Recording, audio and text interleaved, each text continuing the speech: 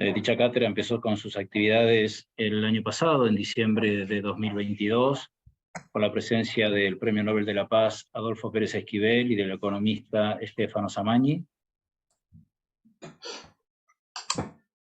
This chair started last year in December 2022 with the Nobel Peace Prize Pérez Esquivel.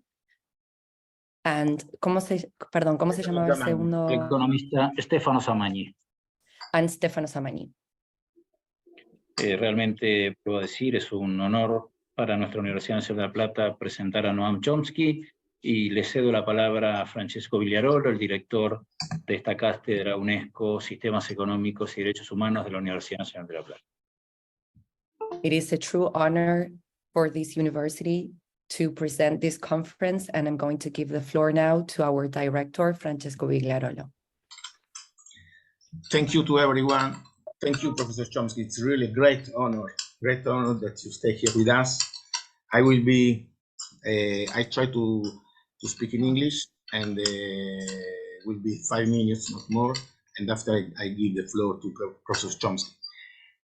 Quisiera disculparme por todos los que están en el idioma castellano, porque tuvimos un problema con la traducción, técnico, no sabemos qué pasó, la traductora está in linea però non pueden traducir. Vorrei semplicemente, scusarmi con chi sta presente nella lingua italiana, perché abbiamo avuto un problema con il bottone tecnico della traduzione di Zoom. Metteremo poi i sottotitoli alla stessa conferenza e le faremo passare in YouTube. Mi scuso tantissimo per coloro che sono dall'Italia. Ok, sì. Thank you. It's a great honor to be here, and I just want to say, I just wanted to apologize for the technical issue that we're having. We are going to do a consecutive interpretation from English into Spanish, and then we will try to subtitle this conference in Italian. Perfect.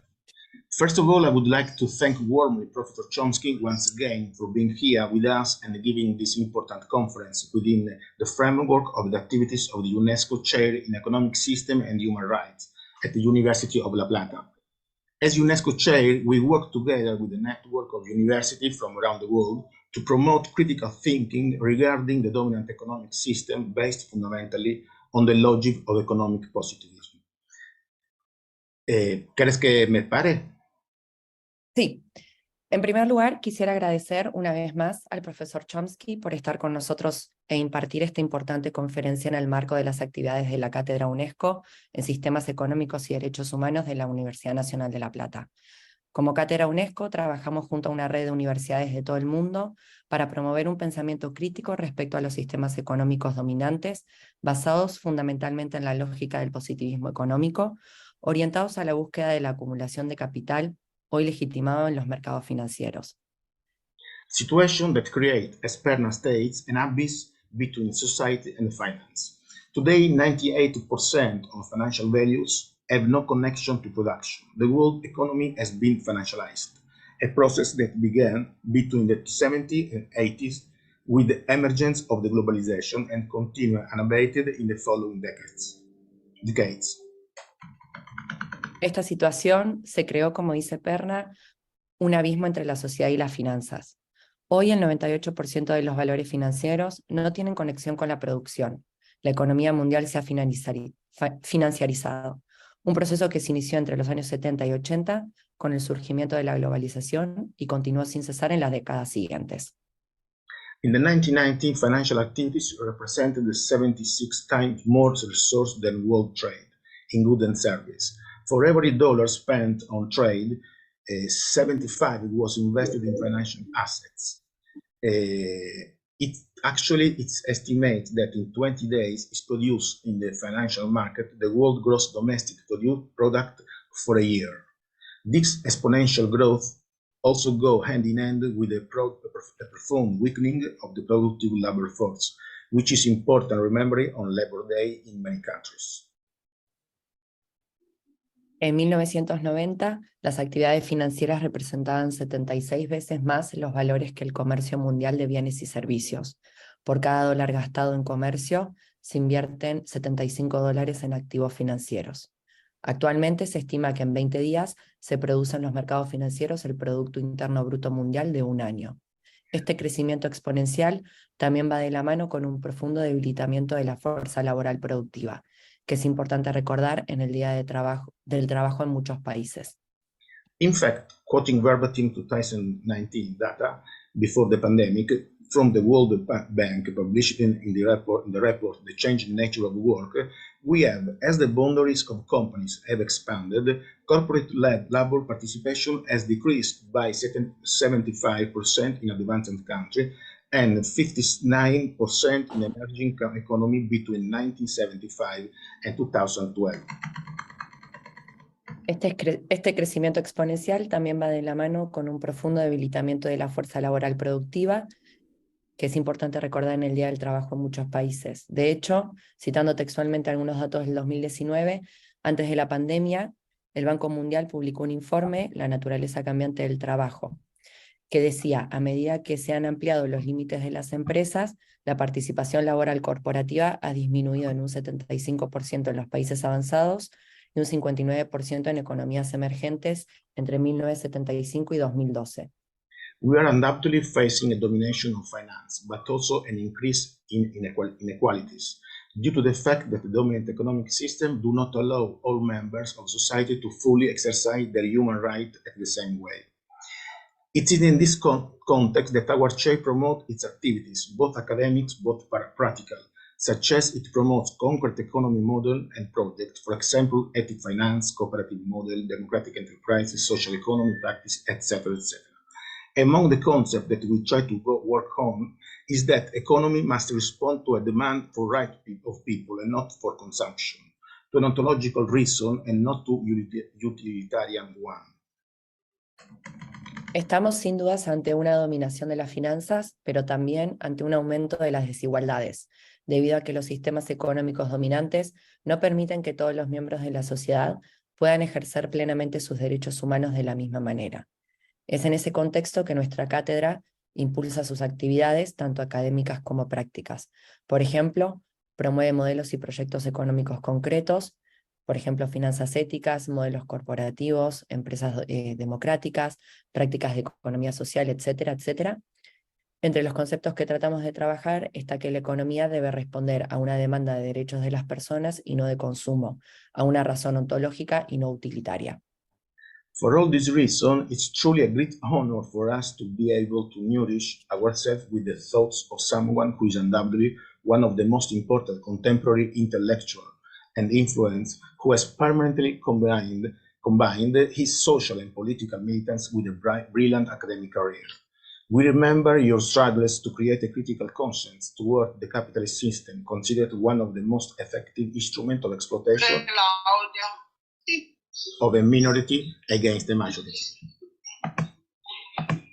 Por todo ello, es un verdadero honor para nosotros poder nutrirnos del pensamiento de quien es, sin duda, uno de los más importantes intelectuales contemporáneos, que ha conjugado permanentemente su militancia social y política con una brillante carrera académica.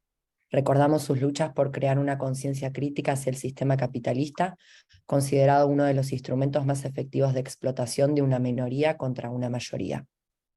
Denunciation of the existence of a global oligarchy with a neoliberal matrix which takes the form of the WTA, WTO, the IMF, and the multinational, that deprive civil society of the ability to express its dissent to their repressed or reabsorbed by the context. Remember. Hi, Professor Chomsky. Can you hear me? Yes, I hear perfectly. Yeah. Can you hear? Excuse me, we are in two channels. Excuse me, because we have some problem with interpretation, and okay. I don't know what happened. Thank you very much. We have two translators that we can't configure. Okay, if you just give us. There is a technical problem. 5 minutes. Can I try to get this on a better computer? Let me see if I can. Okay. Thank you. I'm very pleased to be with you. Can we go on? Hola. For discussion, economic systems and human rights. It's quite appropriate. We are meeting on Carolina, ¿me May escucha? 1st. Let me just. Sí, te escucho, pero creo que hay un problema entre... Sí, la computadora de Chomsky. creo que ahora...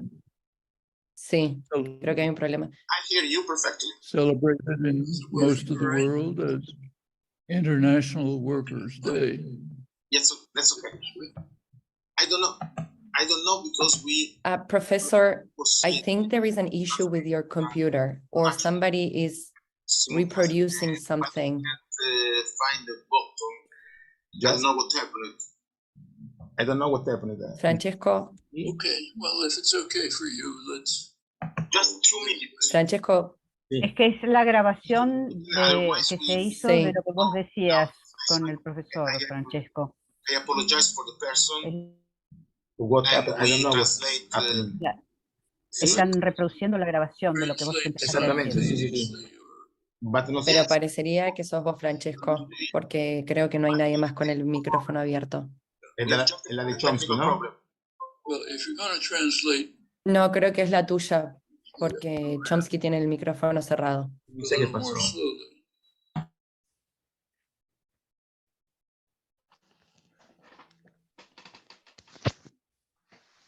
Sorry. Thank you so much for staying here. It's a great honor for us. It's a great honor. Had a lot of.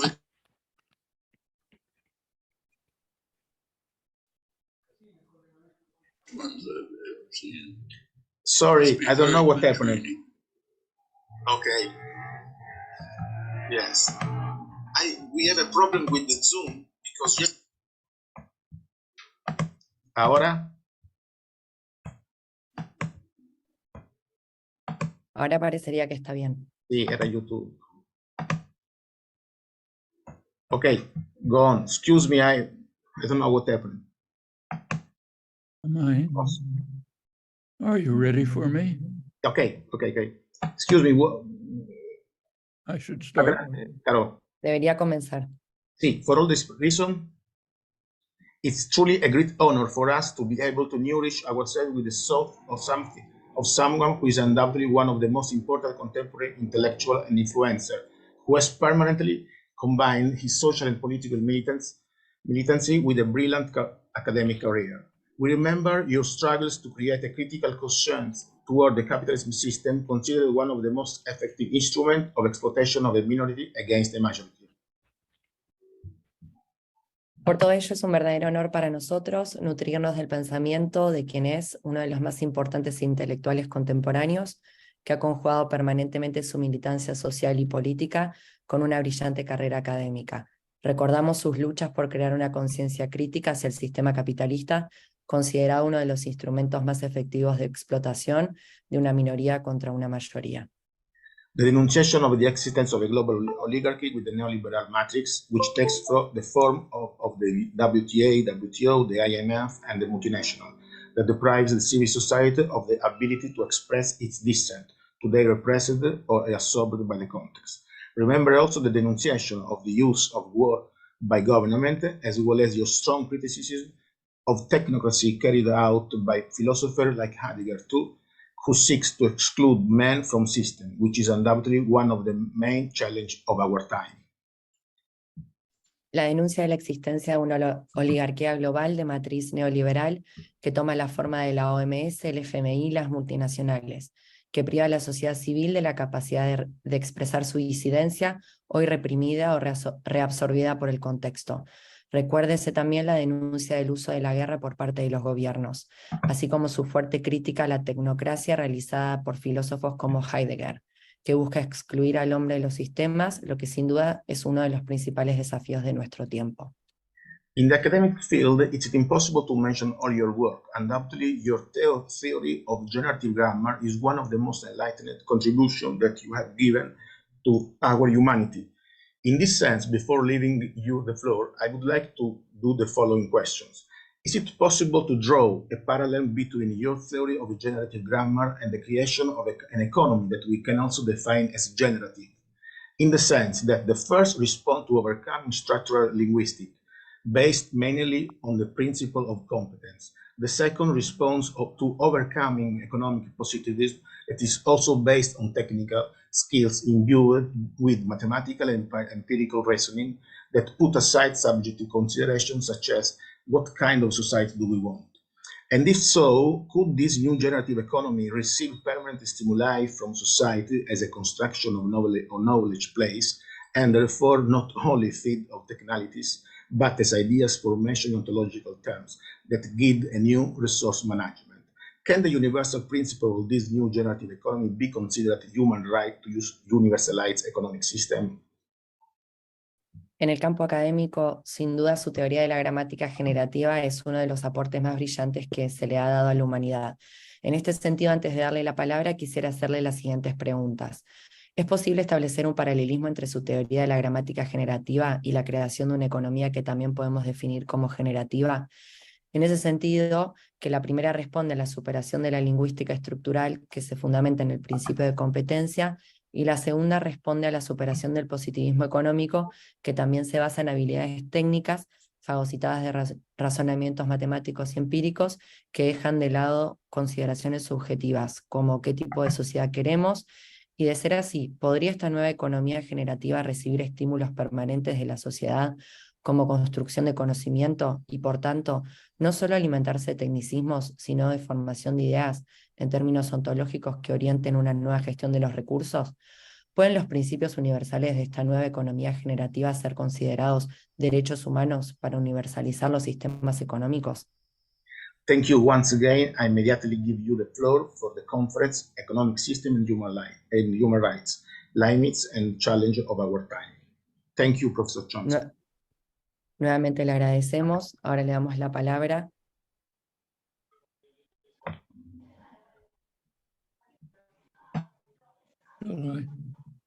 Are you asking me? I should start. Sorry.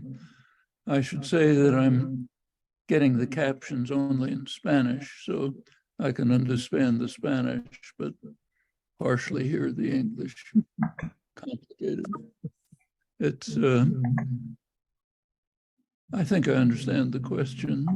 It's a question that I've been asked many times over the years. First, about 60 years ago, I guess, I was asked to contribute an article, to write an essay on language and freedom. And I responded by saying, there's a good deal to say about language. There's a lot to say about freedom. The problem is the word and. How do they connect? And the answer is they don't directly connect. You cannot draw any direct conclusions from what we understand about the nature of language to what we understand about freedom, economic systems. However, at a more abstract level, there is a kind of connection, one which indeed has been explored in the rich history of the subject, primarily during the Enlightenment. People like Wilhelm von Humboldt, who was one of the founders of classical liberalism, founder of the Modern Research University, also a great linguist who contributed significantly to the study of languages and the theory of language. And one of the things that he emphasized was a connection between a critical element of language and a critical element of social theory. It's not, he was drawing from discussions by Galileo, by Descartes, by other great figures of the Enlightenment who expressed their awe and amazement about what they regarded as one of the most spectacular phenomena of language, of the universe, namely that with a finite number of symbols, we are able to create an infinity of thoughts, novel thoughts, creative thoughts, and we are able even to convey to others who have no access to our minds the innermost workings of our minds. This Galileo and his contemporaries, successors, regarded as one of the most astonishing phenomena of the natural world. Galileo himself regarded the alphabet as the most spectacular of human invention because it was able to record this capacity and enable it to be used in another medium. Well, Humboldt, Rousseau, others went on from this to address questions of the nature of a society. And they drew the conclusion that our fundamental human nature, as illustrated by this awesome linguistic capacity, is our ability to inquire and create, and concluded, therefore, that any social order that's even tolerable would, in every imaginable way, support and encourage and provide means to develop this intrinsic human capacity. Any interference with our free, independent capacity to inquire, to create, very visible among young children, any interference with this is illegitimate authority. And therefore, we should seek a society in which all forms of such illegitimate authority are eliminated. And this translated very quickly into a critique of economic systems. Right at the time, was picked up even by people like Adam Smith, Origins of Modern Capitalism. Smith described what working people of the day regarded as an intolerable attack on their human rights and human dignity, namely that they must be subordinated to a master who controls their waking lives and their activities, a master who's cruel and harsh necessarily because of the nature of the institution. As Adam Smith put it 250 years ago, the masters of the universe, masters of mankind, his phrase. The masters of mankind are those who own the economy. In his day, the merchants and manufacturers of England. Today, mega corporations, international corporations, and financial institutions. And he, as he put it, the masters of mankind pursue their vile maxim: all for ourselves, nothing for anyone else. And that's their policy by necessity in the emerging capitalist societies, for a very simple reason. If you don't, those are the rules of the game. Pursue the vile maxim, or you're out of the game. Somebody replaces you and carries that out. It's very concrete. Suppose, say, you're the CEO of J.P. Morgan Chase, the major U.S. bank.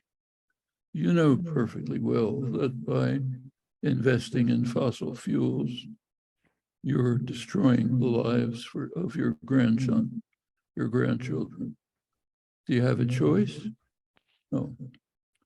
The only choice is either to do it, to pursue the vile maxim, try to maximize profit, or else not do it.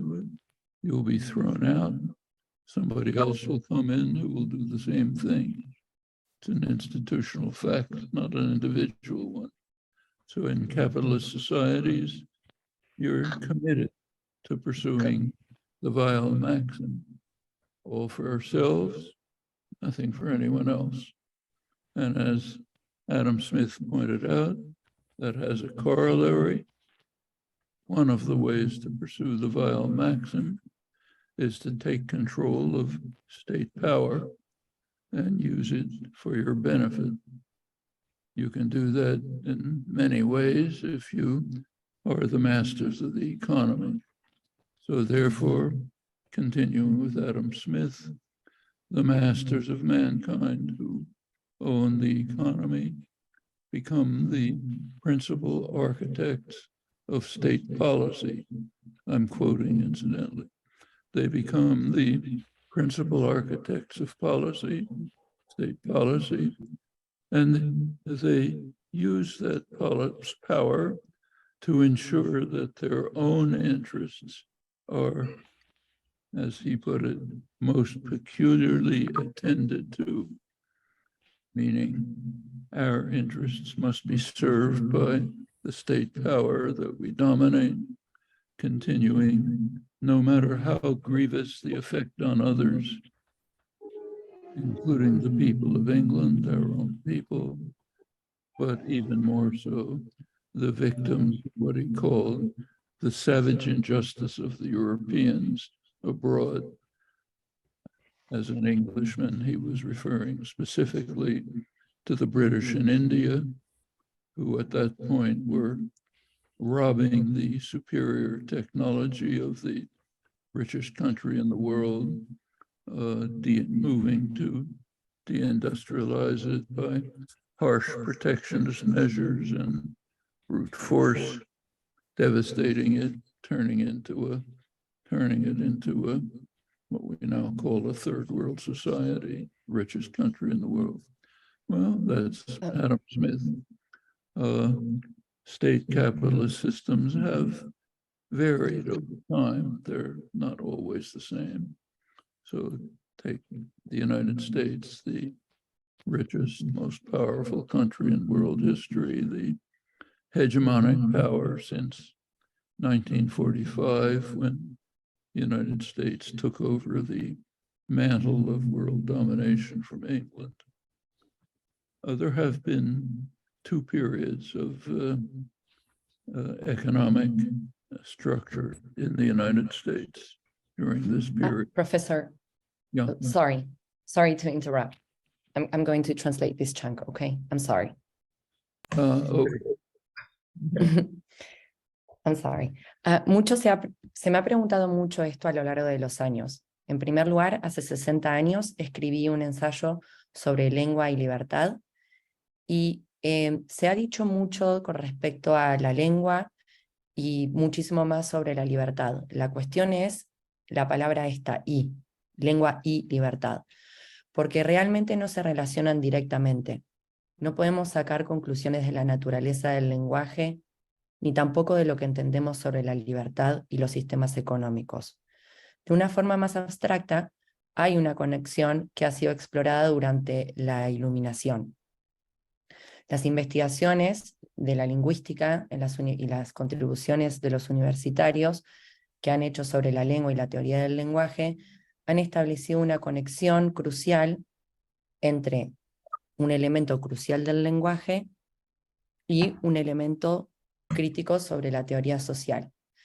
Ya Descartes y Galileo, que son grandes figuras de la Iluminación, estaban maravillados y consideraban uno de los fenómenos más espectaculares del universo, la capacidad que tenía el ser humano de crear un número infinito de pensamientos a partir de un número finito de símbolos.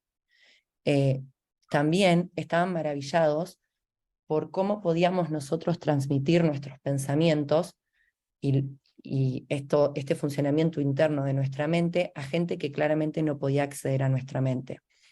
Este fenómeno de los mundos naturales es lo que les importó a estas figuras del iluminismo. Galileo, de hecho, había dicho que la creación más espectacular que conocía era el alfabeto. También sacaron conclusiones de que hay una naturaleza humana fundamental ilustrada por esta asombrosa capacidad lingüística, esta capacidad de crear.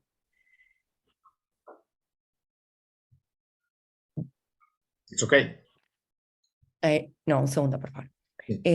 Luego, esta idea también fue recogida por Adam Smith, que describió que la clase trabajadora había un amo que era cruel y duro, pero era necesariamente por la naturaleza de la institución.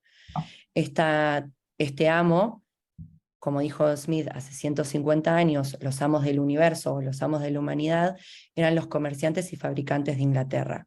Hoy en día serían las corporaciones internacionales. Y todos estos persiguen una máxima que es cruel. Todo es para ellos y nada es para los demás. Esta política es necesaria en el capitalismo. Son las reglas del juego. Si no respetas esa máxima, vas a ser reemplazado. Por ejemplo, si sos el CEO de JP Morgan, el Banco de los Estados Unidos, sabes que invertir en nafta fósil va a arruinar el futuro de tus nietos, pero de todas formas no tienes otra opción, lo tienes que hacer. Y si no lo haces, y si no persigues el máximo capitalista de maximizar las ganancias, alguien vendrá y lo hará por ti. En la sociedad capitalista tienes que hacerlo todo por ti y nada por los demás. Entonces, estos maestros de la humanidad son quienes son propietarios de la economía y son quienes son básicamente los arquitectos de las políticas de Estado. Y utilizan ese poder para asegurar sus propios intereses, sin importar que afecte a otros. En su momento Smith hablaba de las personas de Inglaterra y de India y cómo se robaban la tecnología de uno de los países más importantes y lo industrializaban hasta devastarlo a lo que hoy se sabe que es una sociedad de tercer mundo.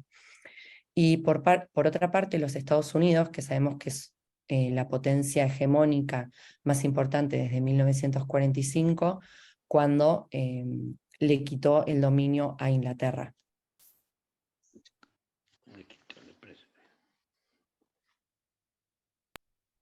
Okay.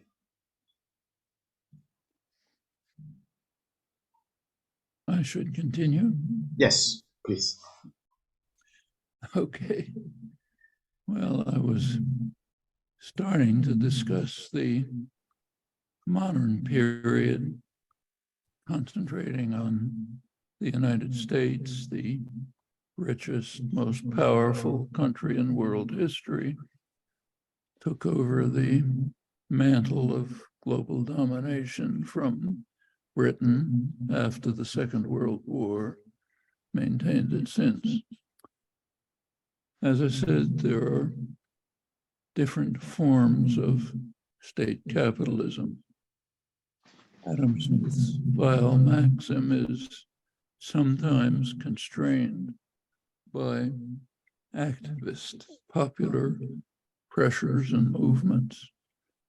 There is, in short, a constant class war going on. In the modern period, let's say post-war period, post-World War II, there have been two basic phases in the structure of the national and, in fact, international economies.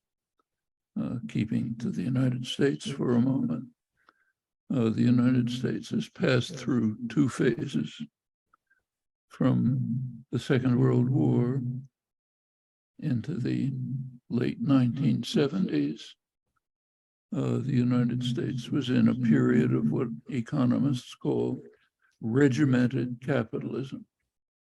New Deal's measures, basically social democratic measures, were in place. It was the greatest period of economic growth in American history. Economists call it the golden age of the economy. It was egalitarian growth. The bottom quintile did as well as the highest quintile. There were plenty of severe flaws, but there was progress in human rights and civil rights issues, considerable progress. That was the first period. Came to an end dramatically in the late 70s, particularly with Ronald Reagan, Margaret Thatcher in England. They launched a new period of state capitalism, a period of unconstrained, virtually unconstrained state capitalism. All regulations were abandoned. Capital was offered the freedom to pursue the vile maxim without constraint. Very little constraint, I should say, not none. This was escalated during the Clinton and later years. This is the period of what's called neoliberalism. It has an official definition. Officially, it's supposed to be a period when the economy was thrown open to market forces, free enterprise, and free trade. That's the official version. Has almost nothing to do with the reality. What happened is radically different. It's what economists call a bailout economy. Take a look at the record. Financial institutions were allowed to grow massively without control, encouraged to undertake risky investments, which are quite profitable.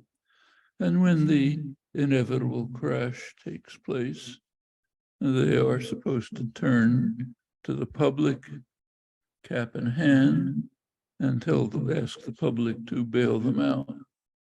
That's been the nature of the economy since the early 1980s.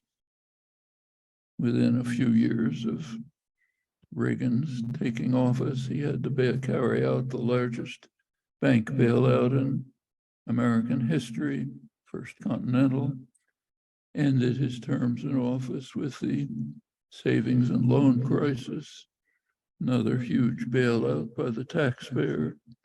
So it's continued regularly, each one worse than the last, until the present. Just been through one of the last ones, still increasing. So it's a bailout economy for the very rich. You could see it dramatically when you take a look, and this is bipartisan, incidentally. You can see it very clearly at the time of the 2008 housing crisis, which quickly turned into a financial crisis. That's the transition from Bush to Obama. Obama took over. Congress had passed an enormous bailout plan, which had two components. One component was to bail out the perpetrators of the crisis, the banks who had exploited deregulation to issue loans that they knew would never be repaid, break them up by derivatives and other complicated financial instruments so that ownership couldn't be traced. Then when it turned into a financial crash, 2008, then Congress comes along and says, okay, we'll bail you out for your crimes. That was one part of the legislation. The other part of the legislation, it's called the TARP legislation. The second part was to offer some relief to the people who had lost their homes, been thrown out into the streets, were jobless and bankrupt.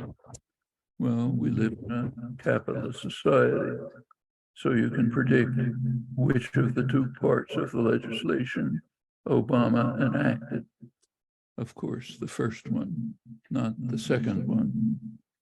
The scandal was so extreme that the Inspector General of the Treasury Department, Neil Barofsky, wrote an angry book denouncing this. Well, too bad. That's the way the vile maxim works in a state capitalist society. All for ourselves, nothing for anyone else. Control state policy, ensure that it is in our interests, no matter how grievous the impact on others. Adam Smith's prescriptions 250 years ago were illustrated very dramatically in the years 2008, repeatedly before and since. It's the nature of unregulated, free, opening the doors to Professor? act as it likes. Professor, we can't hear you now. Something must have happened. Sorry. Your mic is off? Can you hear me now? Yeah, we can hear you. We can hear you. I never stopped hearing you, but do go on. You can hear. Yes. Well, do you want me to stop for a minute or proceed? I can do this translation for this chunk, Professor. Yeah. Okay. Gabriela, ¿puedes ir un poco más despacio? Me pide la gente. Sí, claro. Bien, ahora nos vamos a concentrar en este periodo moderno y vamos a partir de los Estados Unidos, el país más rico y dominante después de la Segunda Guerra Mundial. Lo que vamos a ver acá son diferentes formas del capital estatal. Esta máxima vil, cruel, también tiene dos fases en la estructura de los Estados Unidos. En primer lugar, después de la Segunda Guerra Mundial, hasta 1970, los Estados Unidos estuvo en un periodo de un capitalismo regimentado. Tuvo nuevos acuerdos medidos y nuevas medidas de los sociales demócratas. Se podría decir que este fue el mayor periodo de la historia estadounidense y la edad de oro de la economía. Hubo un crecimiento igualitario y hubo grandes defectos, pero hubo avances en derechos humanos y derechos civiles. Esto se terminó a los finales de los 70 con Reagan y con Thatcher en Inglaterra. Y aquí se lanzó un segundo periodo de un capitalismo de Estado sin restricciones. Se ofreció al capital la libertad de perseguir esta máxima vil sin restricciones. Y esto escaló hasta la administración de Clinton. Esto se llamó el neoliberalismo. La definición oficial es que es una economía abierta al mercado, pero eso en realidad no tiene nada que ver con la realidad. Es bastante más diferente lo que sucede. Lo que en realidad sucede es una economía de rescate. Vamos a ver un poco los registros. Las instituciones financieras crecieron masivamente sin control y por supuesto que ocurrió la inevitable caída. Y ahí fue cuando se le pidió al público que rescatara a las empresas. Esto fue lo que pasó en la década de los 90. Hubo una crisis financiera de préstamos y lo que se le pidió fue que se rescatara a los ricos por parte de las personas que pagan los impuestos. Esto no fue accidental. Asimismo, hubo una crisis de la vivienda en el 2008, que por supuesto se tornó en una crisis financiera. Esta fue la transición entre las administraciones de Bush y a Obama. No bien asumió Obama, el Congreso aprobó un plan de rescate que tenía dos componentes. El primero era rescatar a los autores de las crisis, los bancos que se aprovecharon de la regulación para emitir préstamos que sabían que nunca podían ser pagados. Y la otra parte de la legislación establecía alivios para las personas que habían perdido sus casas y que no tenían trabajo y habían sido echadas a la calle. ¿Cuál creen que las dos partes de la legislación promulgó Obama? Por supuesto la primera, no la segunda. Fue tal el escándalo que Neil Barofsky escribió un libro furioso denunciando esto. Así es como funciona la máxima vil en el capitalismo de Estado. Controlar las políticas estatales en base a los intereses, sin importar el agravio hacia los demás. Lo que dijo Smith hace 200 años atrás se repite desde el 2008 y se sigue repitiendo. Perfect. You can go on, Professor Chomsky. Go ahead. Okay. Well, that was the 2008 crisis.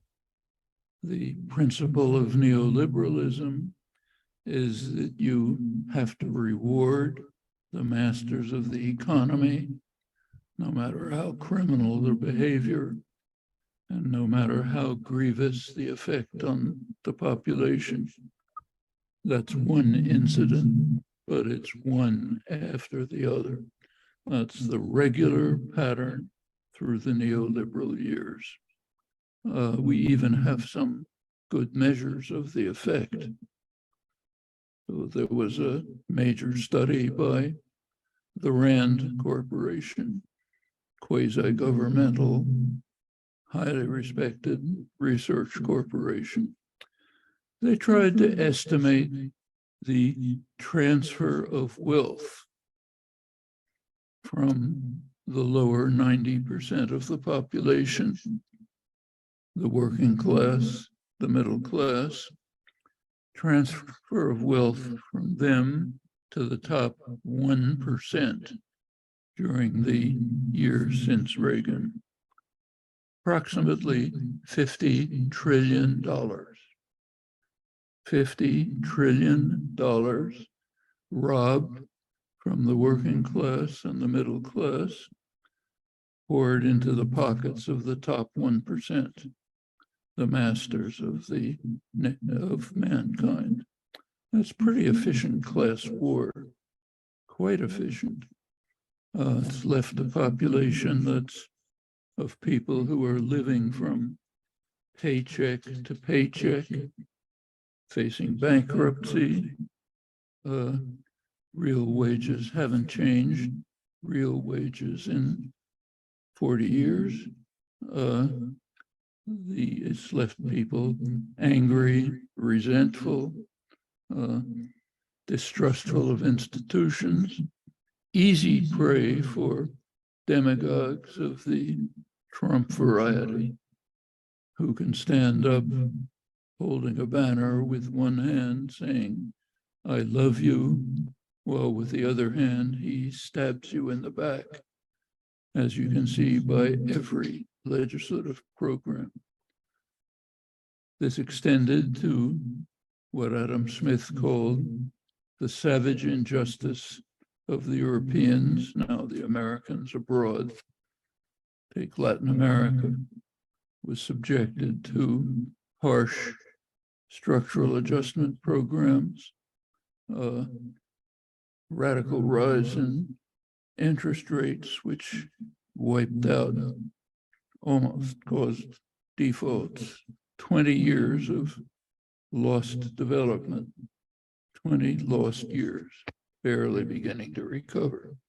Many other effects similarly in much of the world. How is this miracle achieved? This miracle of class warfare?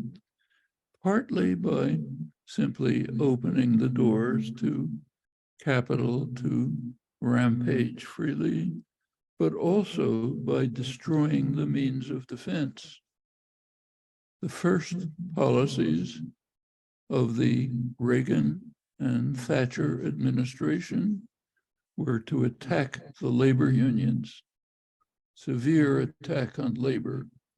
First acts made good sense.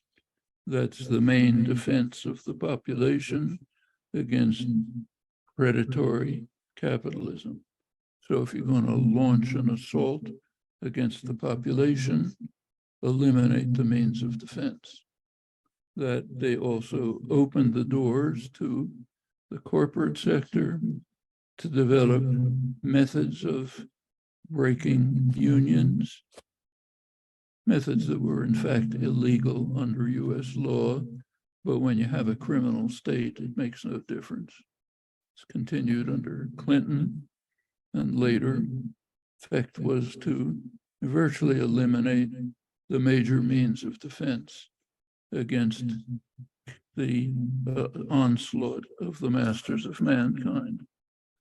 This was a radical change from the first period of regimented capitalism.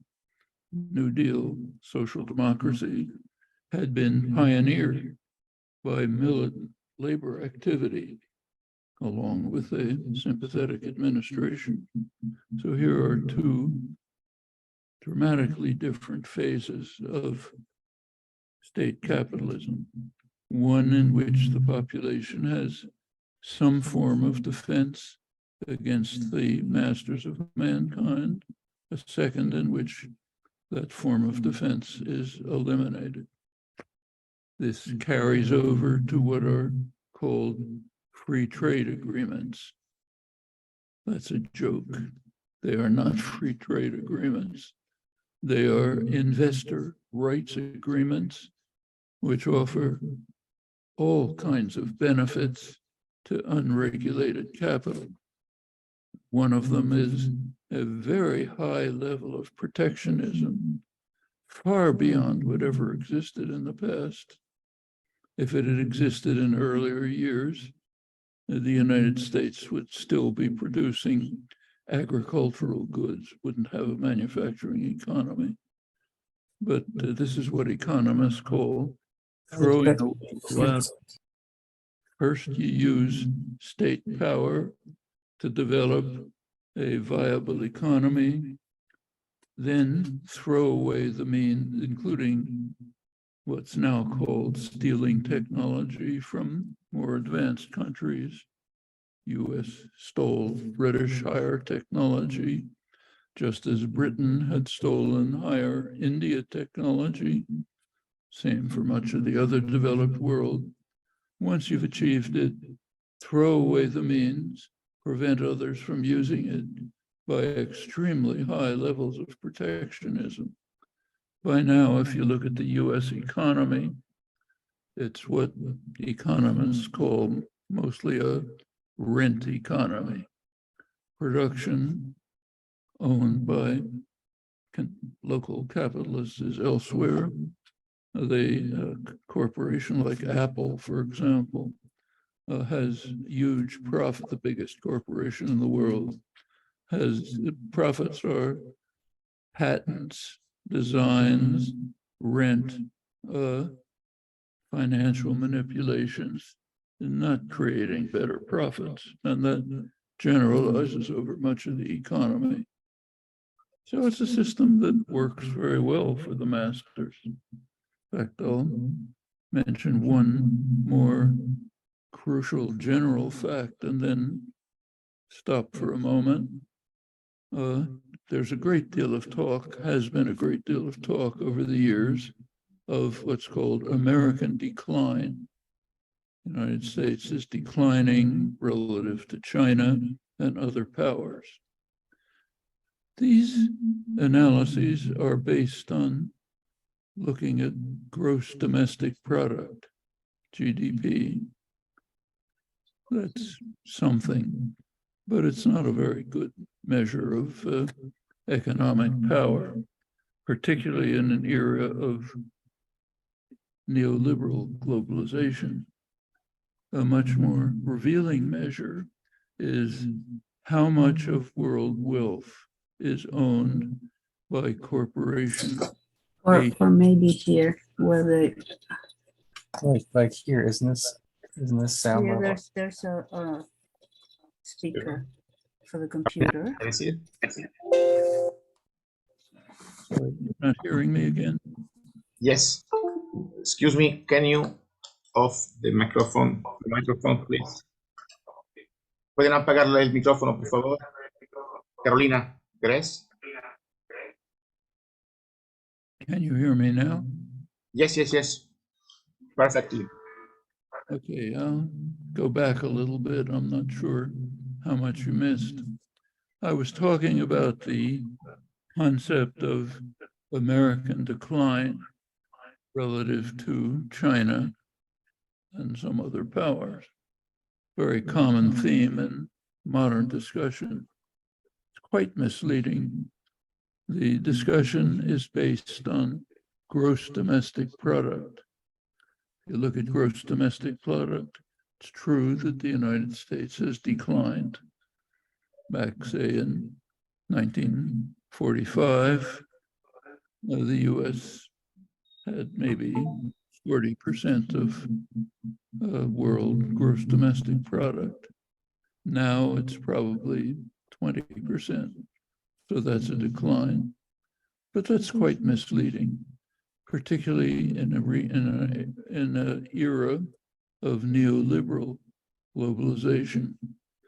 A much more revealing number is how much of the wealth of the world is owned by corporations based in a particular country, where they are the principal architects of policy, in Adam Smith's words.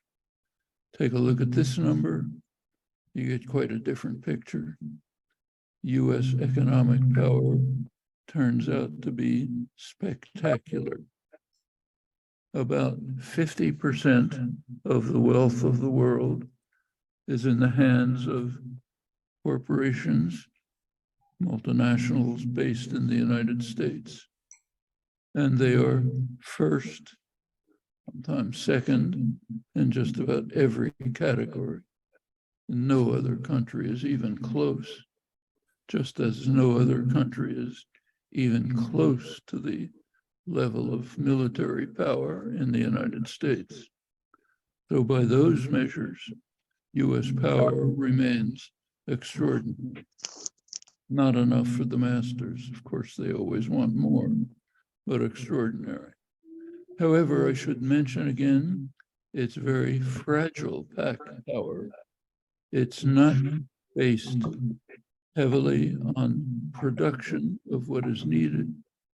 It's based on rent, patents, protectionism, design, privatization to transfer the resources from the public to private hands, other such means. So it's a very powerful system, but quite a fragile one. Stop for a moment there. Okay. Carol? Bien. Bien, entonces estamos un poco hablando de la crisis del 2008 y el principio neoliberal. Hay que premiar al amo de la economía y no importa el comportamiento criminal, ni importa la afectación a la población. Y este es un patrón regular, ocurre uno tras otro. Y un importante estudio de la corporación RAND, una investigación muy respetada, estimó que la transferencia de riqueza del 90% de la población, que son los trabajadores y la clase media, a la parte superior, el 1%, durante los años desde Reagan, ha sido 50 trillones de dólares robados de la clase media y trabajadora a los bolsillos de los ricos que simplemente componen el 1% de la sociedad. Y esto es una eficaz guerra de clases.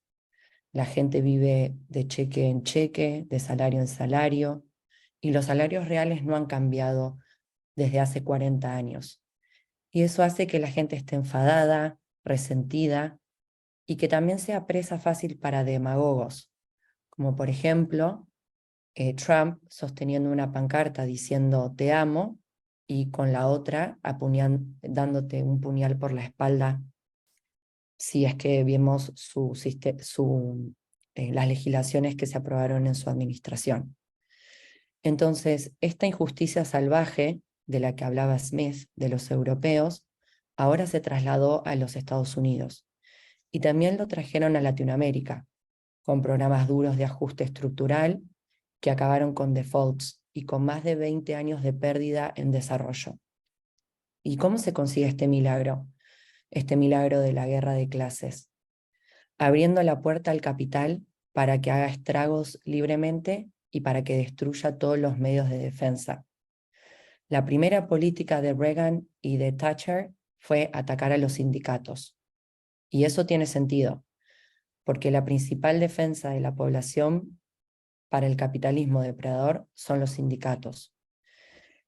Y además, lo que hicieron fue abrir las puertas para que el sector empresarial desarrolle métodos para romper y quebrar estos sindicatos. Claramente esto lo hacían de forma ilegal, con leyes ilegales en los Estados Unidos, pero si tienes un Estado que es criminal, no hay diferencia. Y esto es una gran diferencia con el otro tipo de capitalismo regimentado que hablábamos anteriormente, en donde hay una administración simpática. Son diferencias dramáticas en el capitalismo estatal. En una, la sociedad tiene defensa contra los amos de la humanidad, y en la otra, los amos de la humanidad eliminan esas defensas. Por ejemplo, cuando se habla de acuerdos de libre comercio, eso es una mentira, es un chiste. Estos acuerdos no son libres, son acuerdos para derechos de los inversores, son beneficios para el capital no regulado. Va mucho más allá de lo que existía, por ejemplo, cuando Estados Unidos tenía una economía agrícola y luego se convirtió en una industrialización. Lo que hizo Estados Unidos, que también hizo Inglaterra, fue desarrollar una economía viable y luego tirar los medios. Quiero decir que se robó tecnología, Estados Unidos le robó tecnología a Gran Bretaña le robó su tecnología a la India, y evitan que otros la usen con niveles extremos de proteccionismo. Entonces, lo que yo digo es que esto es una economía de alquiler. La producción es propiedad de capitalistas locales que también se encuentran en otros países. Por ejemplo, empresas como Apple obtienen beneficios de sus modelos, diseños, alquileres y manipulaciones financieras.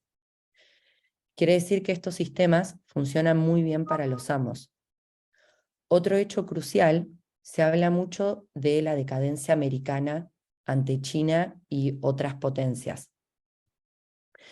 En realidad, estos análisis se basan en una medida que para mí no es muy buena. Se basan en el Producto Interior Bruto. Pero no es una medida buena, especialmente en la globalización neoliberal.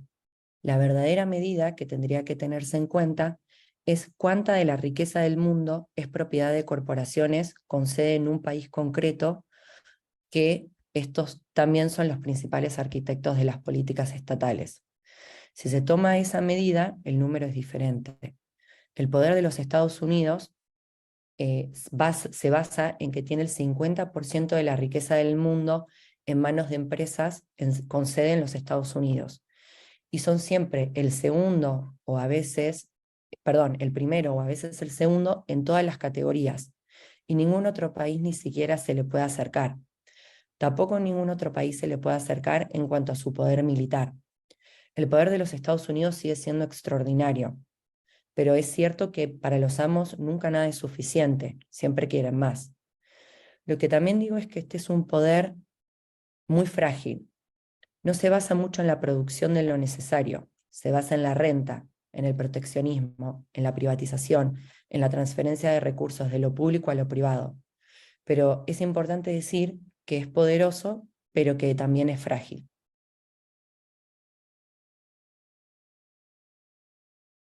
Perfect. Professor Chomsky, do you want to? Do you want some minutes? We can make a resume in Italian too, if you agree. Yeah. Okay. Thank you. Grace, Graciela, ¿querés en italiano? Así la gente de Italia también está, digamos, al tanto de todo. Sì, ci vado. No. Allora, il professore Chomsky ha parlato in primo luogo sul rapporto tra il linguaggio e la libertà. E questo non è un rapporto vero, perché non si possono trarre conclusioni sul rapporto tra entrambi. C'è sì una sorta di connessione, un collegamento che è stato trovato nell'epoca dell'illuminismo, rappresentato per esempio da Humboldt, Galileo e altri, e loro hanno studiato la teoria del linguaggio e hanno trovato, per esempio Galileo ha trovato un elemento critico, cruciale in questa teoria del linguaggio e la teoria sociale. Diceva lui che era sempre sorpreso da questo fenomeno linguistico che con un numero finito di simboli si poteva esprimere una quantità infinita di pensieri e comunicarsi con altre persone che non vedevano dentro della persona che esprimeva il pensiero. Questo veramente lo trovava meraviglioso e lui ha registrato che questo consentiva un'espansione dell'uomo in diversi ambiti. Humboldt parlava sulla natura della società e la natura dell'essere umano e questa capacità di comunicazione, di fare domande. E questo modo di essere dell'essere umano appoggiava la crescita sociale e consentiva uno sviluppo di questa capacità al di là. Era un ciclo virtuoso, diciamo. E ogni interferenza con questo modo di espressione, dice il professore, è illegittima, illecita. C'è una critica anche in altre epoche, fa un percorso storico, parla poi di Adam Smith, il Capitale, e ci porta finalmente al presente, all'epoca moderna, e dice che le corporazioni, per esempio, e accenna a JP Morgan, dicendo che senz'altro le ditte vogliono investire in combustibili fossili senza pensare ad altro che il proprio guadagno, non ci pensano ai nipotini, per esempio. Non c'è, e se una persona qualsiasi non vuole fare questo tipo di investimento, non c'è un'opzione, perché se dice di no rimane fuori il sistema, e si dice di sì, crea tutta quest'altra situazione futura, per le generazioni future. Allora continua dicendo che sempre il beneficio è per il padrone. Non si pensa mai agli altri, sempre tutto ciò che va creato va sempre per beneficiare i padroni.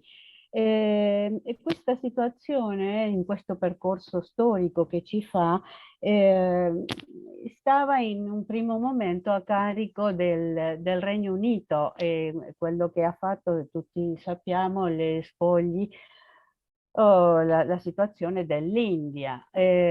Dopo la seconda guerra mondiale questa situazione cambia e la dominazione passa alle mani degli Stati Uniti. Ma è sempre la stessa situazione, sempre il padrone, con diverse forme di capitalismo, e accenna lui a due forme di capitalismo, uno con più con più restrizioni, altro più selvaggio. E questa situazione si vede in due fasi economiche che hanno attraversato gli Stati Uniti. Una prima dalla seconda guerra fino agli anni 70, fine degli anni 70, lo chiama un capitalismo regimentato, con delle misure sociali democratiche che hanno consentito una crescita degli Stati Uniti. Quella è stata chiamata un'età d'oro, con una società con uguaglianza, sempre in crescita,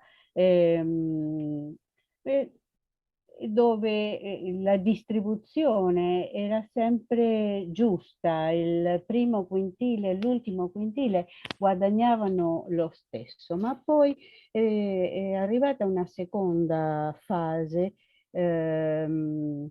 con Reagan e con la Thatcher nel Regno Unito, un nuovo periodo dove non c'erano limiti. Il presidente Clinton ha fatto scalare questa situazione ancora di più e qui è iniziato il vero neoliberalismo, con un'economia assoggettata alle forze del mercato. Questa dice il professore, è una menzogna veramente, perché il colpevole non è stato il mercato, è stata un'economia che lui chiama di bailout, di riscatto. Negli anni 90 Reagan, che ha riscattato veramente le banche, per esempio, con i risparmi delle persone, della gente, dei lavoratori che pagano le tasse. Questa è stata un'economia per i ricchi. Finalmente è arrivata la crisi del 2008, più o meno la crisi dell'abitazione, che si è trasformata subito in una crisi finanziaria, economica. Si sapeva chiaramente che le persone non potevano pagare le ipoteche, ma sono state le banche ad essere riscattate, salvate da questa situazione. C'era una seconda parte che aveva pensato ai lavoratori veramente, per fare anche, per riscattarli anche, ma questa seconda parte non è mai arrivata. Obama ha continuato con questa situazione da scandalo. Lui la chiama, il professore la chiama economia d'affitto, dove vanno affittate, per esempio la Apple, che guadagna con questo modo di affittare le conoscenze, affittare la propria produzione ad altri, e sempre il guadagno al padrone. C'è stato un trend, c'è stato verso a considerare la situazione, misurarla secondo il PIL, ma questo, dice il professore, non è un buon modo di misurare la ricchezza, o la distribuzione, meglio, della ricchezza, perché la forma di misurarla è pensare quanto di quella ricchezza del mondo arriva a quale mani. E allora, bene, dice poi che c'è il 98% della ricchezza che si produce arriva alle mani dell'1% superiori, e parla di un trasferimento di soldi di 30 trilioni di soldi, sempre arrivando alle mani di quelli che stanno sopra. Questo ha generato una situazione di risentimento, di malessere con le persone che è arrivata a un punto massimo con il presidente Trump, che ha nelle mani questo cartello che dice da una parte ti amo, ma dall'altra parte con l'altra mano ti sparo. Bene, questo ha detto è stato trasferito anche nell'America Latina, sempre con la stessa modalità. E con questo più o meno lui ha finito la presentazione. Perfetto. Ok, Professor Chomsky, excuse me. Excuse us. Okay, let me make just one final comment on the close relation between human rights and economic systems, the prime topic of this discussion. As I've said, there have been two periods of state capitalist development in the United States. The period of social democratic regimented capitalism, the period of the neoliberal assault, basically open class war. Talked a little bit about the economic effects. Let's talk about the relation to human rights. There are two aspects of this: attitudes and implementation. Let's begin with attitudes. The fundamental basis for human rights law in the post-war period is the Universal Declaration of Human Rights, 1948, was established under U.S. initiative, though of course broad participation. Leading figure was Eleanor Roosevelt, the widow of Franklin Roosevelt, who initiated the New Deal social democratic period. The United States supported the basic principles of the Universal Declaration. And during the regimented the New Deal period, lasting through the 1970s, there was substantial progress in a very flawed record of human rights abuses, but there was progress. During the neoliberal period, attitudes totally changed. Implementation too started with the early Reagan years, when Reagan's UN ambassador, Jeane Kirkpatrick, dismissed the human rights provisions of the Universal Declaration as what she called a letter to Santa Claus. So simply something silly which has no meaning.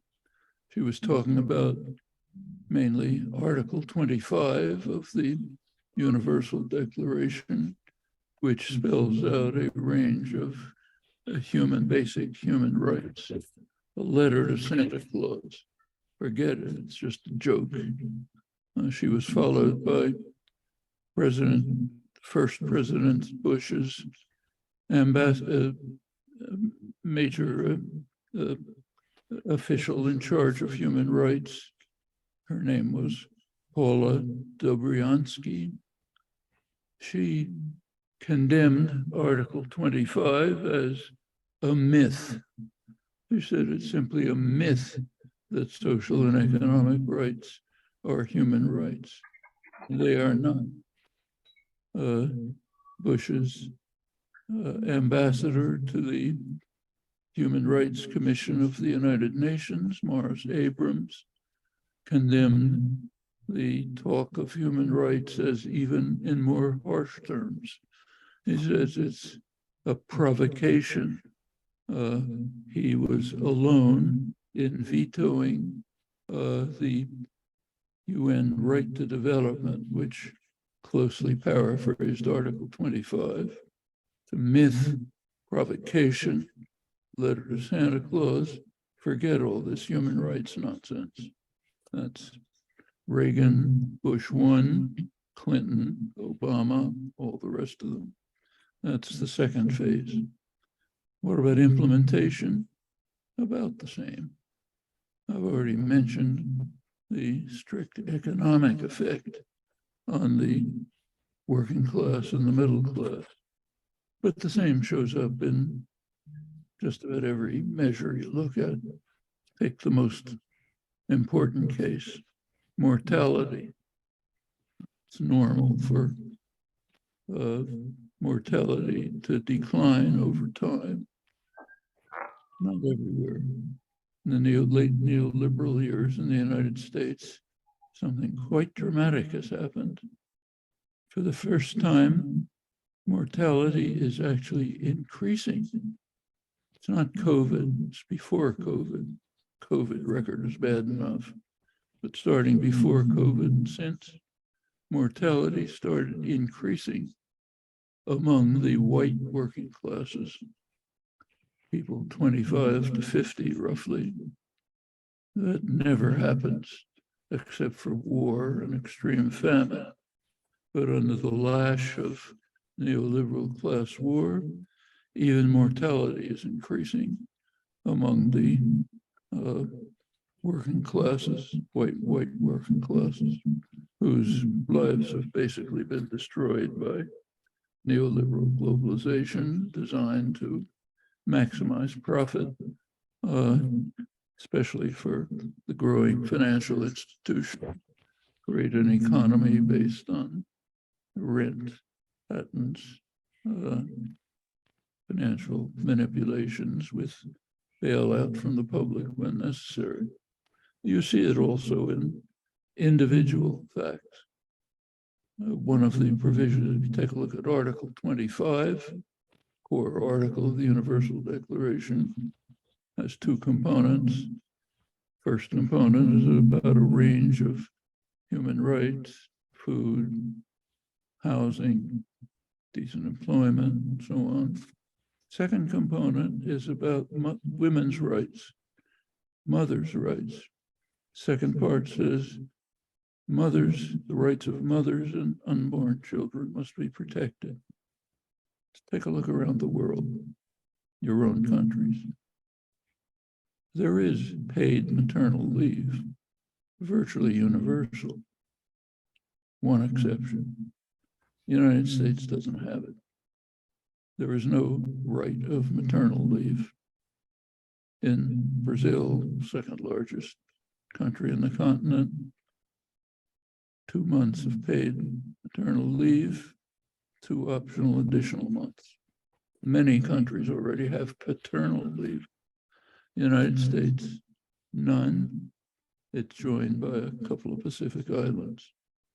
This generalizes it, case after case.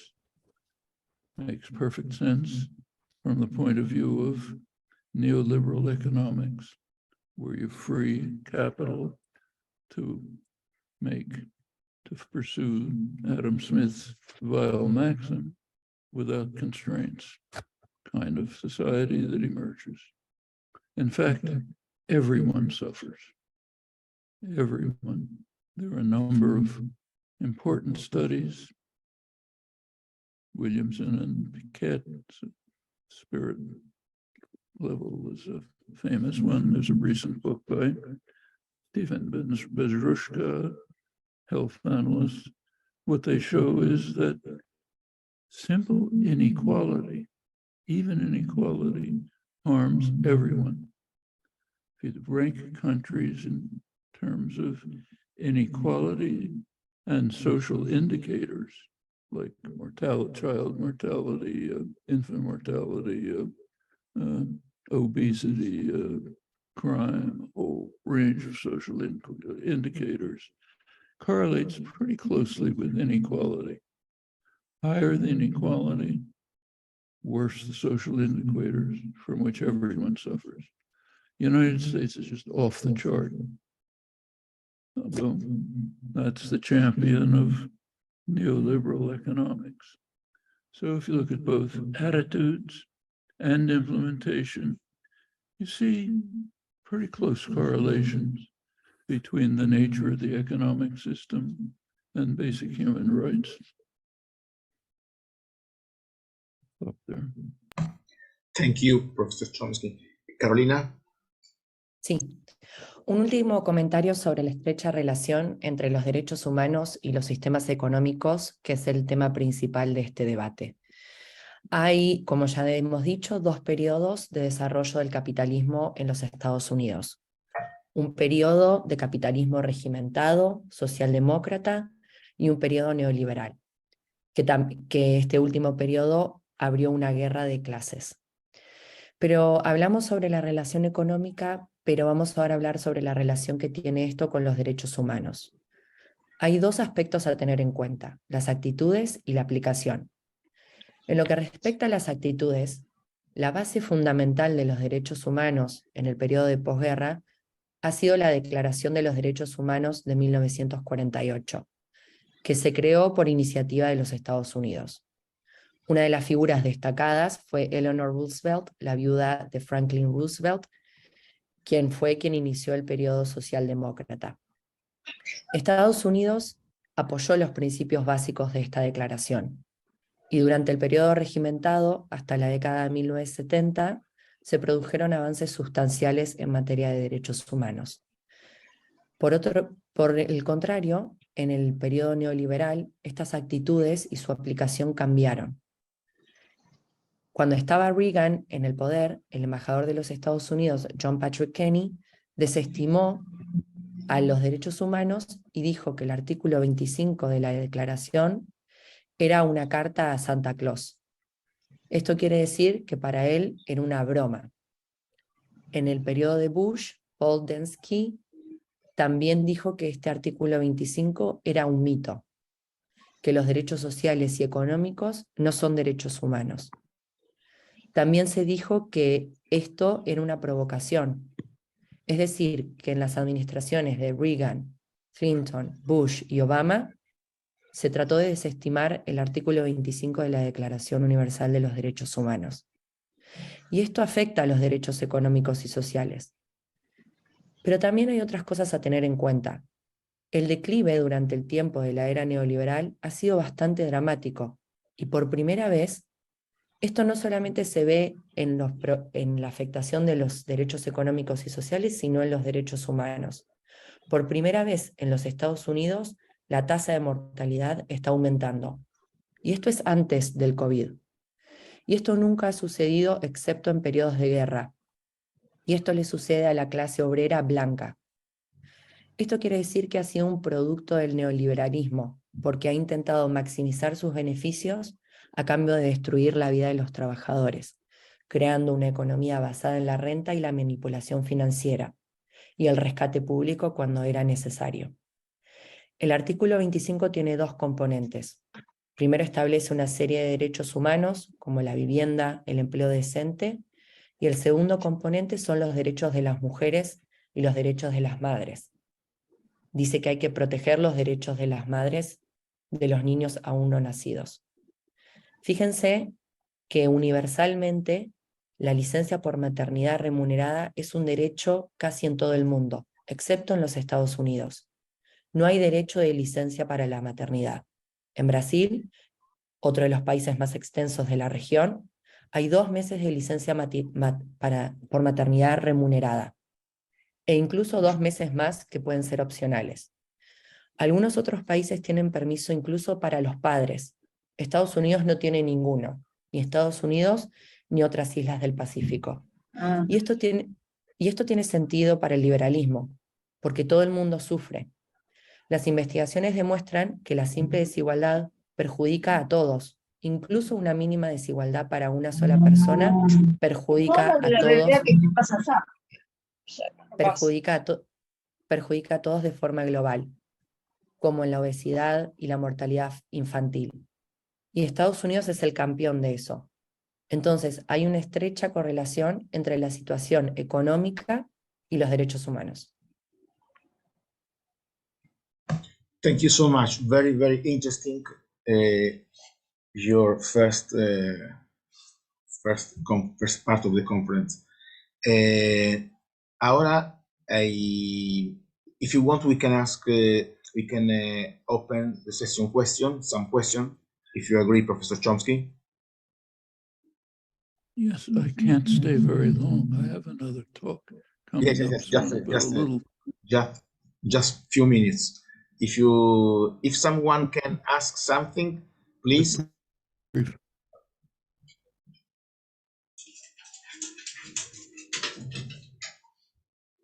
Otherwise, bien, vamos a empezar por la segunda parte de la conferencia. Algunas preguntas breves. Sí.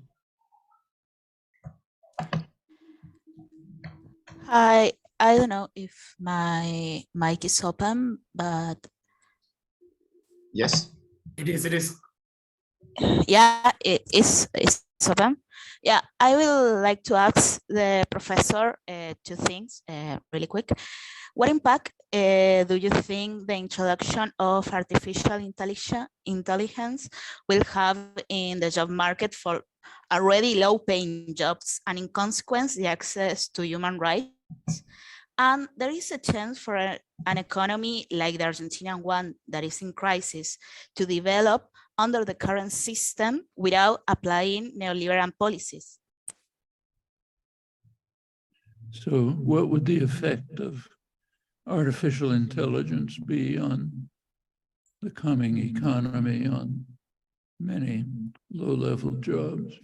Now, first of all, we have to be extremely careful about the propaganda that is being propagated about artificial intelligence. Some of the things we read are outlandish. So the leading leading opinion columnist of the New York Times, Thomas Friedman, has a column in which he said that chatbots are a Promethean moment. They're leading to a total change in human civilization. You can read all sorts of things about how machines are going to become so super intelligent, they'll take control of the world and control humans, maybe get rid of them. All of this stuff is propaganda for Silicon Valley. Nothing even remotely like that is on the horizon. It is possible that the current technology, like chatbots, will be able to replace fairly low-level routine jobs. Small-scale data processing, coding, a couple of other things. As long as you don't care too much about precise accuracy, there are many errors, serious errors, and they're uncontrollable. As you can see, for many years, corporations have been pouring money into trying to develop self-driving cars. You just can't. Human judgment is too essential. But it's perfectly true that some relatively routine white-collar jobs might be eliminated. Actually, depending on the nature of the economy, that can either be harmful or beneficial. Could be harmful and it'll throw people into unemployment. Could be beneficial in that it will free people for more productive and creative work. That's a choice that can be made by the socioeconomic system. So it's such achievement, engineering achievements can be helpful or harmful, depends on the socioeconomic system. But again, it's just a word of caution about the amazing claims that are made about all these astonishing things that are on the horizon. I mean, in principle, you can imagine them, but they're nowhere near realization. There could indeed be great harm. There already is harm. One thing is that these new systems, like chatbots, are very effective for misinformation and for defamation. Becomes even more so when they're combined with artificial images and voice reproduction. You can put together a simulation of a person, their voice, their face, something you make up that you claim they said, put that on the internet. Magnificent form of defamation. It's already being used. There have been caricatures of the Pope, a couple of others, and you can be sure that it'll become widespread. It's a magnificent technique of defamation, massive method of misinformation. In fact, as you may know, some of the couple of thousand of the major figures in the field have called for a moratorium on their development because of concerns about the harm they could make. The harm is also simply preying on innocent people. There already are cases tested where people think these systems are real. Ask them questions. Should I leave my wife? You know, they get some kind of answer. They think it's real. Do something. People even do that with things like Alexa, you know, these voice systems. You get easily deluded into thinking there's something real there. That can be very dangerous when people are uneducated, don't understand what these things are. And as I say, the lack of understanding goes to a very high level. The leading opinion columnist of the New York Times, that's very dangerous too. Other dangers would be if robots are used for personal care, for children, for the ill, for the elderly. I mean, can be done sensibly, is being done in Japan. But if it's done freely without control, it could be a catastrophe. Actually, the worst thing you can imagine, and it's being discussed, is automated missile defense systems. They're already automated. But if you eliminated human intervention, we'd all be dead. That's demonstrated dramatically by the historical record. Time after time, very sophisticated automated missile detection systems have just misfired. Computer error, radar bounced off the moon, something nobody thought of. Human intervention at the last minute stopped a terminal nuclear war. You eliminate human intervention, you're calling for disaster. So there are a lot of potential threats, from unemployment to catastrophe. And there are a lot of possible benefits. Actually, I'm using one of the benefits right now. I'm hard of hearing, so I'm reading captions. Basically the same technology, unsophisticated form of it. So technology is fine. I'm not opposed to bulldozers. Lots of things can be done. There's a lot of nonsense. Last comment. Can machines surpass human intelligence? Certainly. I do it all the time. Take a look at your laptop. Has a calculator in it. Calculator can far surpass your ability to multiply big numbers. It's not a big surprise. So sure, with much more sophisticated technology, vast amounts of data scanning, do even better. That can be helpful, can be harmful. It's a matter of the choices made by the society.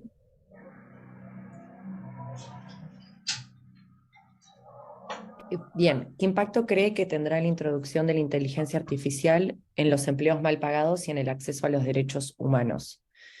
Carolina, Carolina. Sí. Just one logistic information. There are two other questions, and after we can close because Professor Chomsky has to go. Okay. Okay. Okay. There is Massimo Dell'Utri e Pedro Miret.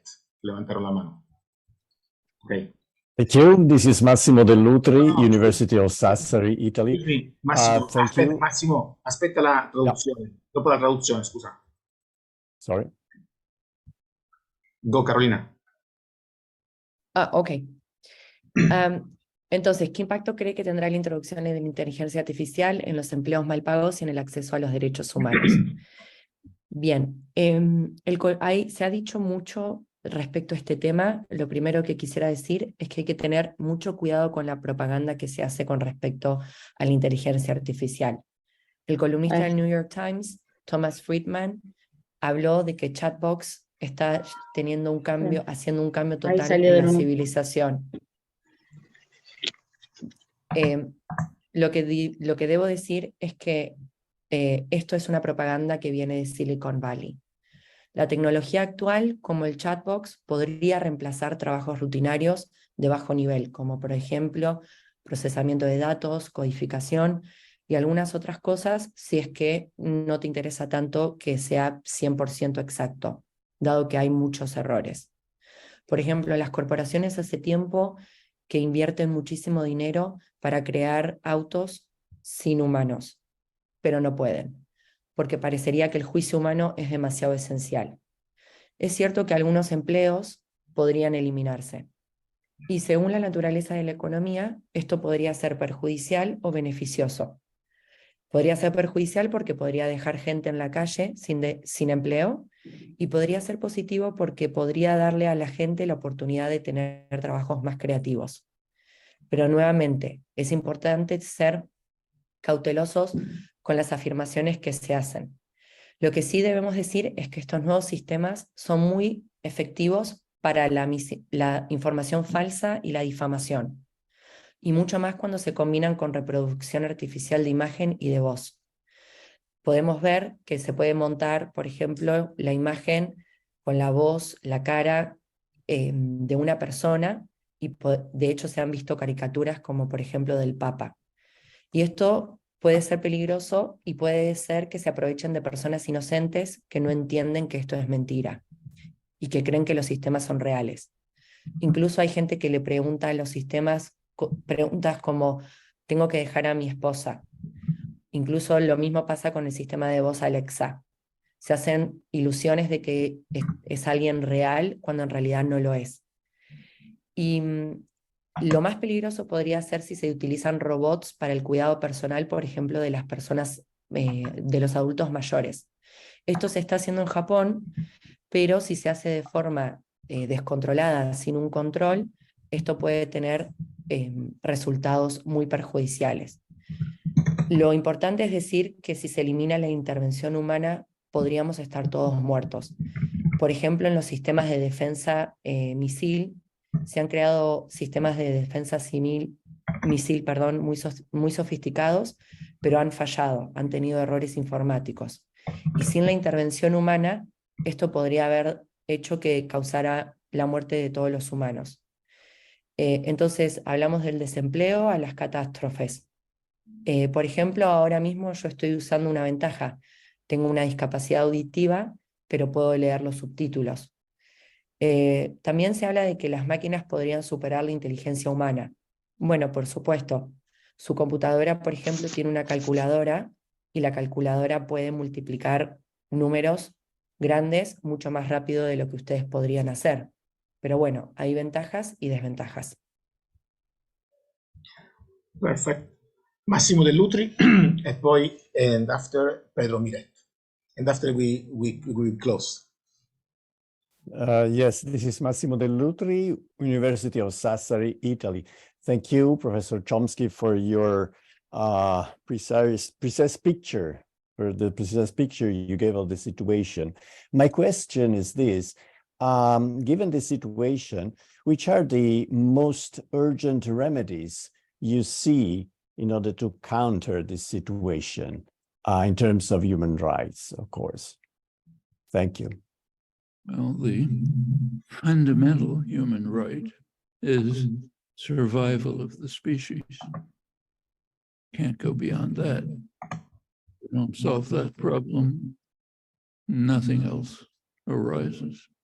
And as I don't have to tell you, it's very much under threat, severe threat.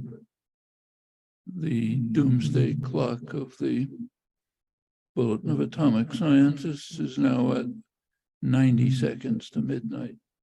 Midnight is termination, far closer than it's ever been. Three basic reasons. One of them is the increasing threat of nuclear war.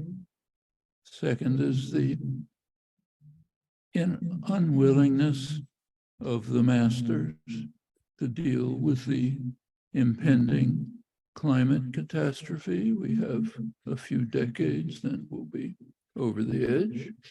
And the third is the breakdown of a rational arena of discussion and debate. Those are the three basic things. The third may seem a little odd at first as compared with the first two, but it's not, because unless there is an arena of rational, informed discussion and debate involving the general population, we're lost. None of the other problems can be solved. So, in my view, the basic human rights problem deal with these three issues. There are narrower questions. Questions about, say, trying to reverse the neoliberal onslaught back to something like a social democratic system. That would be an improvement. It doesn't solve the basic problems, but it's a fundamental improvement. And there are many more things like that. Carolina. Bien. Bueno, muchas gracias, profesor Chomsky. Quisiera preguntarle cuáles son los remedios más urgentes que ve usted para contrarrestar la situación en materia de derechos humanos. Bien, el derecho humano más fundamental es la supervivencia de la especie, y como todos sabemos, está amenazado. El reloj de la bomba atómica está a 90 segundos. Es decir, el aumento de la bomba atómica nunca ha sido más inminente. Y para esto hay tres cuestiones que tenemos que considerar. En primer lugar, el aumento de las amenazas de una guerra nuclear. El segundo, la falta de voluntad de los amos para hacer frente a la inminente catástrofe climática, que sabemos que estamos al borde del abismo. Y la tercera, la ruptura del ámbito racional de discusión y de debate.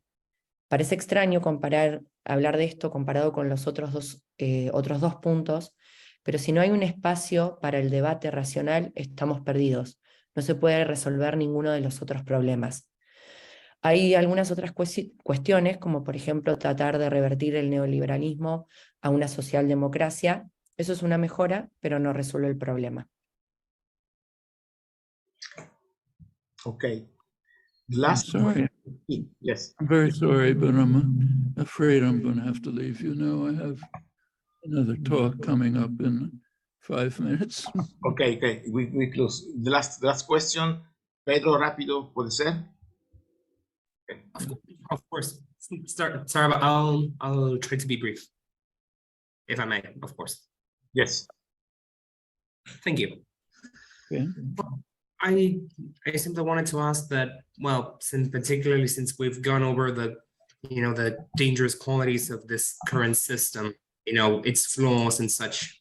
I'm mostly talking about, what would you think a better system, what do you think it would keep in mind? I mean, when it comes to how it would function in the set. Now, I'm not asking you to give me a full detailed description of the perfect idyllic system, but what would be a more stable alternative that didn't necessarily step on other people's heads? What would something like that start to look like, at least in your opinion? Okay, thank you. Let's take a fundamental question. What's called having a job. If you go back to the early days of the Industrial Revolution, having a job was regarded as a major fundamental attack on basic human rights and human dignity. Working people did not want to be subject to a master. Having a job means spending your waking life, most of it, under the control of someone with incredible authority. For most people, that means you're told when you can stop for 5 minutes to have a cup of coffee, when you can talk to a friend, what clothes you can wear. If you're in an Amazon warehouse, what path can you take? The kind of control that even Stalin couldn't have dreamt of. That's called having a job. Well, a long history of struggle against this. That's a fundamental question. Should we subordinate ourselves to masters for most of our working lives? Or should we follow the ideals of the libertarian ideals of the Enlightenment and have control over our own lives and their decisions? I think perfectly viable societies, in fact, better ones, can be developed through mutual aid, solidarity, cooperation, common decision-making and choices, and on from there. That's the bare beginning. And I'm afraid I really have to leave. Thank you so much. Thank you so much. Thank you so much. We translate and we say goodbye. Thank you for your generous conference. Profesor Chomsky had to go. Carolina, ¿quieres traducir? Sí. Bien, ¿cuál sería una alternativa más estable, un mejor sistema, un sistema que no le pise la cabeza a los demás? Bien, hay una cuestión fundamental que debemos abordar, que es tener trabajo.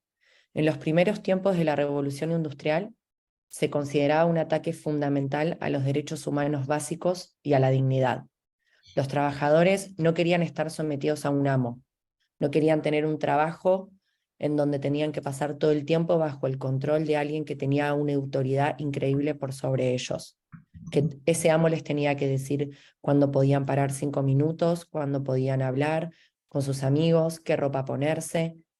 Entonces la pregunta que nos debemos hacer es, ¿debemos subordinarnos al amo? ¿O debemos seguir la idea del iluminismo y tener el control sobre nosotros mismos y nuestras decisiones? Yo creo que hay que desarrollar una ayuda mutua, tener solidaridad, cooperación y una toma de decisiones en conjunto, y eso sería un mejor sistema. Okay, thanks to all. I think that we can speak. Creo que podemos hablar en español, en castellano e italiano, si no me equivoco. Gracias a todos. La verdad que tuvimos al inicio un problemito técnico, pero que superamos muy bien con la excelente traducción de Carolina, que agradecemos. Y muchas gracias, Carolina, por tu esfuerzo. También a Graciela. Gracias a todos. Hubo varias preguntas que no pudieron ser contestadas. Yo también tenía preguntas para hacer, no pudimos. Quedamos con el profesor Chomsky a las 19, tenía que irse. Yo creo que fue un excelente, digamos, momento, una excelente charla. Vamos a traducirla al inglés, vamos a, digamos, desgrabar todo a inglés, castellano, italiano, y será publicada como acta de la conferencia, digamos, en la cátedra UNESCO. Cualquier, digamos, pregunta que tengan, digamos, para nuestras actividades, puede contactarme al mail que puse en el chat. Dejé mi mail, que la email también la usamos oficialmente para la cátedra. Y nada, a su disposición y muchas gracias por estar hasta ahora y disculpen por el inconveniente técnico. La verdad que probamos todo hasta el último momento, pero no sé qué pasó. El botón interpretación se desvaneció, digamos así, no apareció más.